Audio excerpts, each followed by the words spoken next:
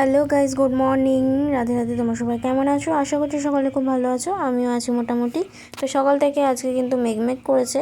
তো পুজো টুজো দিয়ে আমি রেডি হয়ে এখন চলে যাব স্কুলের উদ্দেশ্যে, কারণ আজকে স্কুলে ভর্তির ফর্ম দেবে। এই যে এখন আমি পঞ্চায়েতে এসে বসে আছি, কারণ এখানে একটু কাজ আছে ডকুমেন্টসের জন্য। এদি ফোন দেখবি? ফোন দেখবি তুই? এটা এটা খুব আদুরে না? কালকে হয়েছে না, তো আজকে কি রান্না হয়েছে দেখে নাও। হয়েছে চিকেন কারি, আলু সেদ্ধ, ব্যাস এইটুকুই। আমি এখন শুয়ে আছি। আমার কথাবার্তা হয়তো একটু আসতেই হচ্ছে, কারণ প্রচণ্ড শরীর খারাপ, আমার গলা ব্যথা করছে। আর মেন কথা, দুপুরবেলা আমি জাস্ট 4টের দিকে ভাত খেয়েছি। তোমাদের তো দেখিয়ে দিলাম যে যখন ভাত খেতে বসেছি, তো সে 4টের দিকে খেতে বসে আমার 6টার সময় হড় করে বমি।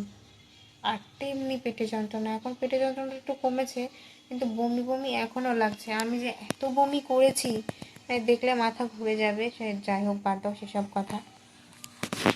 বমি কেন হলো, কিসের জন্য হলো, কিছুই বুঝতে পারছি না। মাথায় একটা কিসের জন্য একটা চিন্তা কাজ করছে সবসময়, ওভার থিঙ্কিং, ভালো লাগছে না। তো এখন পড়তে বসবো, দেখি মন দিয়ে এখন পড়াটা করতে হবে। তো বাইরে বৃষ্টি, ঝড়, মেঘ, বৃষ্টি সবই হচ্ছে। জানি না কখন কারেন্ট পালিয়ে যায়। তো তার আগে ভিডিওটা এডিট করে তোমাদেরকে দিয়ে দিই। কথা বলতে ভীষণই কষ্ট হচ্ছে, আমার গলায় প্রচণ্ড ব্যথা। আর আমার এত পেটে যন্ত্রণা আর বমি হচ্ছিল, সবাই হসপিটালে যেতে বলছিল, কিন্তু আমি যাইনি। কেন জানো? হসপিটালে গেলে এখন ভর্তি নিয়ে নেবে, ওই জন্য সেই ভয়ে আমি আর যাইনি। আর কোমরে ইঞ্জেকশন দেয়, সেটাতে আমার প্রচণ্ড ভয় লাগে। মানে ভয় বলতে কি, ওই যে লাগে আর কোমরটা 3 দিন ব্যথা থাকে, সেই জন্য আমি যাই না। হাতে ইঞ্জেকশন দিলে তো যেমন তেমন কোনো ব্যাপার হয় না, আর হাতে ব্যথা হলে অতটাও কিছু হয় না। কিন্তু কোমর জিনিসটা এত বাজে জিনিস যে ব্যথা হলে ওঠানামা করতে খুব অসুবিধা হয়, সাইকেল চালাতে অসুবিধা হয়। ওই জন্য আমি সেই কোমর ইঞ্জেকশন দেওয়ার ভয় আর আমি হসপিটালেই যাইনি। তো রাতে একটা ওষুধ খেয়ে শুয়ে পড়বো। তো ভিডিওটা এখানেই শেষ করছি। ভালো লাগলে অবশ্যই লাইক, কমেন্ট, শেয়ার বা সাবস্ক্রাইব করে সঙ্গে থেকো। দেখা হচ্ছে সকলের সাথে কালকে।